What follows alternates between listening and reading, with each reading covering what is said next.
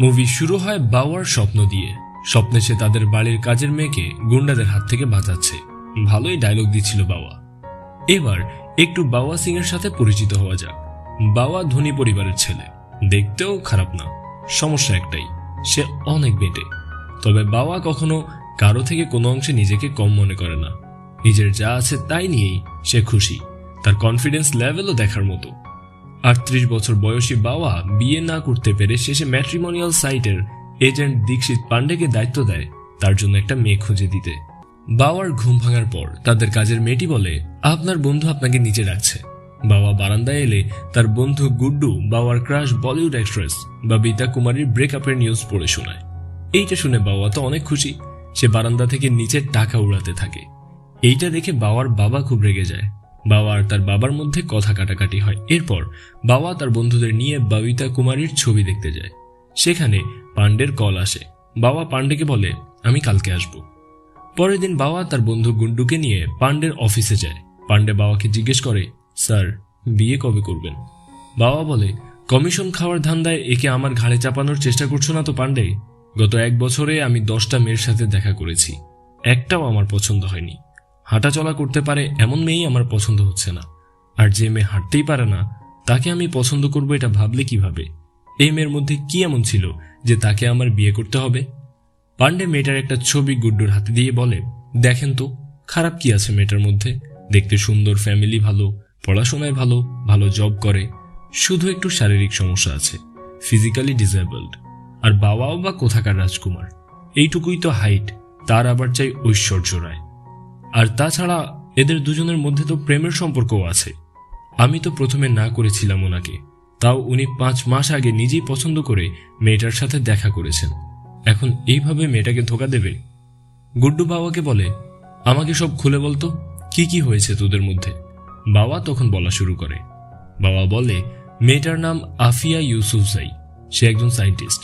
বাবা পান্ডের সাথে খোঁজ নিয়ে একটা স্কুলের প্রোগ্রামে আফিয়ার সাথে দেখা করতে যায়। গিয়ে দেখে মেয়েটা ফিজিক্যালি ডিসেবলড। এইটা দেখে বাবা সেখান থেকে চলে যেতে চায়, কিন্তু স্কুলের বাচ্চারা তাকে আটকে ফেলে। এরপর আফিয়া এসে তার সাথে দেখা করে। আফিয়ার কথা বলার ধরন নিয়ে শুরুতেই বাবা ঠাট্টা করে বসে। আফিয়া বলে, তোমার কেন মনে হলো আমি তোমাকে বিয়ে করতে রাজি হব? বাবা বলে, তোমাকে কে বললো আমি তোমাকে বিয়ের প্রস্তাব দিতে এসেছি? মানুষ প্লট কেনার আগে দেখে না প্লট তার মন মতো কিনা, আমিও তেমন দেখতে এসেছি। আফিয়া বলে, তুমি জানো আমি কে? বাবা বলে, হ্যাঁ, মঙ্গল গ্রহ না জানি কোথায় পানি খুঁজে পেয়েছো, আমাদের গ্রামেও একটু খুঁজে দিও, মাঝে মধ্যে 3-4 দিন সেখানেও পানি থাকে না। আফিয়া বাবার এসব ননসেন্স কথাবার্তা শুনে বলে, তোমার বুদ্ধি তোমার হাইটের চেয়েও কম, আর তোমার কথাবার্তা শুনে মনে হচ্ছে পড়াশোনায় বেশি একটা আগাইতে পারোনি। তারপর আফিয়া স্কুলের বাচ্চাদের দিয়ে বাবাকে অপমান করে বের করে দেয়। বাবা এই অপমান মেনে নিতে পারছিল না। পরের দিন আফিয়ার একটা প্রেস মিটিং ছিল, সেখানে বাবা চলে আসে। বাবা আফিয়াকে বলে, তুমি কালকে স্কুলের বাচ্চাদের দিয়ে আমাকে অপমান করিয়েছ, আজকে আমি এত মানুষের সামনে সেটার প্রতিশোধ নেব। বাবা ওইখানে থাকার লোকদের উদ্দেশ্য করে বলে, জানি আমার হাইট একটু কম, কিন্তু আফিয়াও তো অমিতাভ বচ্চন নয়।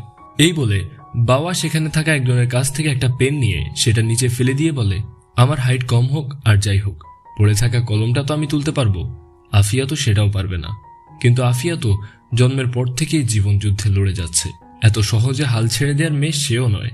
সবাইকে অবাক করে দিয়ে আফিয়া কলমটা তুলে নেয়, সাথে সাথে মন জয় করে নেয় বাবা সিংয়েরও। বাবা আফিয়াকে ইমপ্রেস করার জন্য ফুল নিয়ে পার্টিতে উপস্থিত হয়। শুরুতে আফিয়া পাত্তা না দিলেও বাবা সামহাউ আফিয়াকে ইমপ্রেস করেই ফেলে। তারা একসাথে ড্রিঙ্কস করে, ভালো একটা সময় কাটায় দুজনে। পরের দিন ছিল হোলির উৎসব। বাবা আফিয়াকে ইমপ্রেস করার জন্য অনেক টাকা খরচ করে তাকে সারপ্রাইজ দেয়। বাবার বন্ধু বলে, এত কিছু করেছিস মেয়েটার জন্য, তাও বলছিস তুই ওকে ভালোবাসিস না, এটা কেমন কথা? বাবা বলে, আমি ওর প্রেমে পড়িনি, ও আমার প্রেমে পড়েছে, এটাই তো করতে চেয়েছিলাম, আমাদের মধ্যে সম্পর্ক তৈরি করতে। গুড্ডু বলে, বাবা এইসব ঠিক না, তুই মেয়েটাকে এভাবে ধোকা দিস না, আল্লাহ তোকে কখনো মাফ করবে না।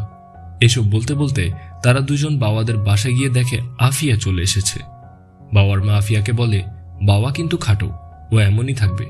এর উত্তরে আফিয়া বলে, আমিও 25 বছর পরে এমনটাই থাকবো।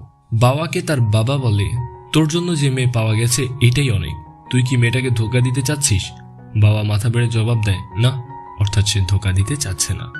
এরপর বাবার বাবা বাবার মাকে বলে, ছেলে মেয়ে দুজনেই রাজি, বিয়ের জন্য প্রস্তুতি নাও, আমি আর দেরি করতে চাই না। বাবার অনিচ্ছা থাকা সত্ত্বেও সবাই বিয়ের আয়োজন করে। গায়ে হলুদের দিন গুড্ডু বাবাকে বলে, বাবিতা কুমারী আসছে আমাদের শহরে। বাবা বলে, কি ভালোবাসা দেখ, আমার দাফন হওয়ার আগে শেষবারের মতো এসে ফুলের সালাম দিতে এসেছে বাবিতা। তারপর সে গুড্ডুকে সাথে নিয়ে বাবিতা যেই শপিং মলে এসেছে সেখানে চলে যায়। পরের সিনে আমরা বাবিতা কুমারীকে দেখতে পাই। সে খুবই আপসেট হয়ে বসে আছে, তার বয়ফ্রেন্ড তার ফোন ধরছে না। বাবিতা এতটাই আপসেট ছিল যে কোনো রূপ সাজসজ্জা ছাড়াই সে ফ্যানদের সাথে মিট আপ করতে চলে আসে। বাবিতা যাওয়ার সময় তার পিছে পিছে অনেক ফ্যান বাইক নিয়ে যাচ্ছিল। বাবাও গুড্ডুকে নিয়ে ববিতার গাড়ি ফলো করছিল। বাবা অন্যদের সামনে থেকে সরাতে সরাতে ববিতার গাড়ি ফলো করতে করতে অনেকটা দূর চলে আসে। ববিতা ব্যাপারটা লক্ষ্য করে, সে গাড়ি থেকে নেমে বাবাকে ডাক দেয়। বাবা ববিতার সামনে গেলেই ববিতা তাকে প্রশ্ন করে, ডু ইউ লাভ মি? পাগলের মতো উল্টোপাল্টা কথা বলতে বলতে হঠাৎ করে বাবাকে সে কিস করে দেয়। তারপর সে বাবাকে বলে, যাও এখন তুমি সবাইকে গিয়ে বলো বাবিতা কুমারী তোমাকে চুমু খেয়েছে। কেউই তোমার কথা বিশ্বাস করবে না, যেমন আমাকে তারা বিশ্বাস করতে চায় না যাদের আমি খুব ভালোবাসি। এইভাবে কথা বলার এক পর্যায়ে ববিতার ম্যানেজার এসে তাকে নিয়ে চলে যায়। বাবা গুড্ডুকে কথা বললে গুড্ডু আসলেই বিশ্বাস করে না। পরের সিনে আমরা দেখি আফিয়া তার বাবার সাথে ফোনে কথা বলছে। কথা শুনে বোঝা যাচ্ছে আফিয়ার বাবা মা আসছে, ছেলেও তাদের পছন্দ হয়েছে। আফিয়া বলে, ছেলের হাইট একটু কম। তার বাবা বলে, হাইট দিয়ে কি হবে, ছেলে ভালো হলেই হলো। সিন শিফট হয় বাবাদের বাড়িতে, সেখানে সবাই খুশি কিন্তু বাবা ছাড়া। বাবা গুড্ডুকে বলে, আমি এই বিয়ে করতেই চাই না। বিয়ের দিন চলে আসে। আফিয়ার বাবা এসে যখন জানতে পারে ছেলে খুবই শর্ট, সে ক্ষেপে যায়। আফিয়াকে বলে, তুই এত বড় সায়েন্টিস্ট হয়ে এমন ছেলে বিয়ে করবি? আফিয়া বলে, আমিও তো খুব একটা সুন্দর না, সমস্যা আমারও আছে, ভালোবাসা হয়ে গেছে, এখন কি করব বলো।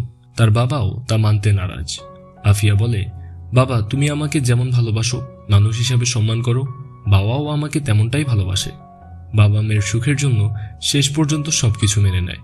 এদিকে আমরা দেখি বাবা বরযাত্রী নিয়ে বের হয়েছে বিয়ের জন্য। গুড্ডু এসে বাবাকে বলে, তুই যেই ড্যান্স কম্পিটিশনে নাম দিয়েছিলি সেখানে তুই সিলেক্টেড। এই কম্পিটিশন জিতলে বাবিতা কুমারীর সাথে দেখা করার সুযোগ পাওয়া যাবে। বাবা আফিয়াদের বাড়িতে এসে আফিয়াকে বলে, আমি ভেবেছি তুমি অনেক মডার্ন একটা মেয়ে, আমার বাবা বিয়ের কথা বলার সাথে সাথেই তুমি রাজি হয়ে গেলে, কি হয়েছে তোমার? আমি পাখির মতো উঠতে চাই, এইভাবে বিয়ে করে বন্দি জীবন চাই না। আফিয়া বলে, তোমার 38 বছরের জীবনে কয়জনকে পেয়েছো তুমি যার চোখের দিকে তাকিয়ে তুমি যা খুশি বলতে পারো? সবাই তোমাকে অসম্মান করে, আর কতদিন ঘাড় উঁচু করে মানুষের সাথে কথা বলবে? আমি তোমাকে সম্মানের একটা জীবন দিতে চাই, এই বয়সে আর কতই বা উঠবে, আমাকে তোমার সাথী বানিয়ে নাও। বাবা ডান্স কম্পিটিশনে সিলেকশনের কথা আফিয়াকে জানায়। সে গতকালের ঘটনাটাও বলে যে বাবিতা তাকে কিস করেছে। আফিয়া তার কথা বিশ্বাস করে না। আফিয়া বলে, কি উল্টোপাল্টা বলছো, নিজের হাইট দেখো বাবা। তখন বাবা আর কথা বাড়ায় না, চলে যায়। বাবা রুম থেকে বেরিয়ে বিয়ের পোশাক খুলে ফেলে সেখান থেকে পালিয়ে যায়। আফিয়া এটা জানতে পেরে খুব কষ্ট পায়। বাবা ডান্স কম্পিটিশনে চলে আসে, সেখানে জাজ হিসাবে থাকে সাল্লু ভাই, সালমান খান। বাবা কম্পিটিশনে জিতে যায়। পরের দৃশ্যে আমরা বাবিতা কুমারীকে দেখতে পাই। সে তার ফিল্মের সাকসেস পার্টি অ্যাটেন্ড করতে গিয়েছে। সেখানে ববিতার বয়ফ্রেন্ড আদিত কাপুরকেও দেখা যায়। সে তার প্রেজেন্ট গার্লফ্রেন্ডকে সাথে নিয়ে এসেছে। বাবাও সেই পার্টিতে ইনভাইটেড ছিল। বাবিতা বাবার কাছে এসে পরিচিত হয়, নিজের নাম বলে। বাবিতা বাবাকে জিজ্ঞেস করে, আচ্ছা আমাদের কি আগে কোথাও দেখা হয়েছিল? তোমাকে চেনা চেনা লাগছে। বাবা বলে, হ্যাঁ আমাদের মিরাট প্রদেশে দেখা হয়েছিল।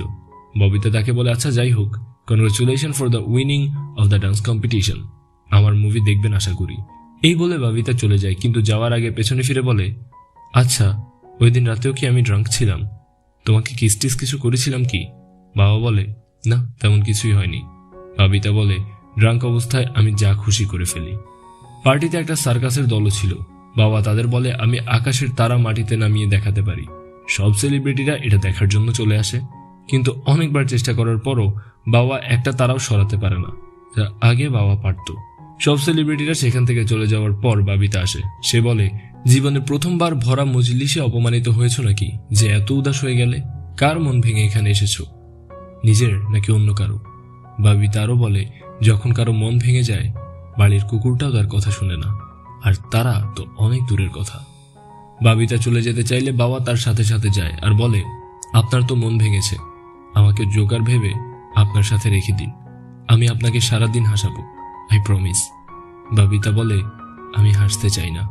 বাবা বলে, আমি মানুষের চেহারা দেখেই তার সম্পর্কে বলে দিতে পারি। এই ব্যাপারটা বাবিতার কাছে ইন্টারেস্টিং লাগে। বাবিতা বাবাকে বলে, কালকে থেকে শুটিংয়ে চলে এসো। এরপর থেকে বাবা ববিতার শুটিং স্পট, অ্যাওয়ার্ড ফাংশনে নিয়মিত যাওয়া শুরু করে। একসাথে অনেক সময় তারা কাটায়, একে অন্যকে নিজের ব্যাপারে বলে। বাবার বাড়িতে কে কে আছে জানতে চাইলে বাবার বাবা মা আর আফিয়ার কথা বলে। ববিতা জিজ্ঞেস করে আফিয়াকে। বাবার আফিয়ার সম্পর্কে বলতে শুরু করে। বাবা বলে, আমার মায়ের পর একমাত্র আফিয়াই ছিল যে আমাকে এত ভালোবেসেছে, কিন্তু আমি ওকে ছেড়ে পালিয়ে চলে এসেছি। বাবিতা বলে, কেন? বাবা বলে, তোমার টানে। বাবিতা বাবাকে জিজ্ঞেস করে, তুই কি ওকে একবারই ভুলে গেছিস? মনে পড়ে না ওর কথা? বাবা বলে, মনে পড়লেও এখন আর কিচ্ছু করার নেই। এরপর বাবিতা বাবাকে বলে, তোকে আমি আমার সাথে কেন রেখেছি জানিস? আমার বাবা মাও বেঁটে ছিল। বাবা বলে, ইন্টারনেটে তো আপনার বাবা মাকে ঠিকঠাকই মনে হয়। বাবিতা বলে, তারা আমাকে দত্তক নিয়েছে।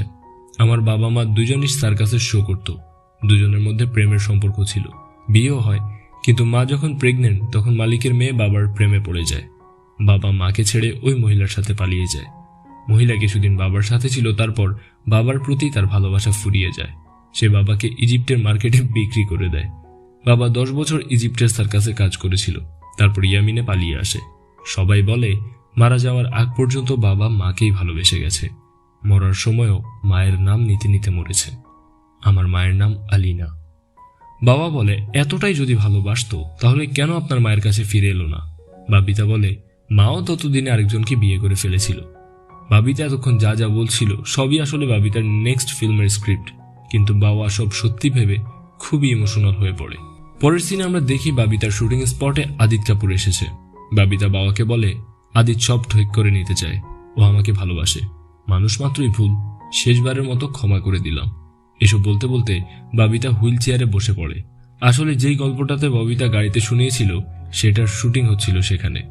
বাবা এসব দেখে আফিয়ার কথা মনে পড়ে। সে আফিয়াকে কল দেয়, কিন্তু কোনো কথা বলতে পারে না।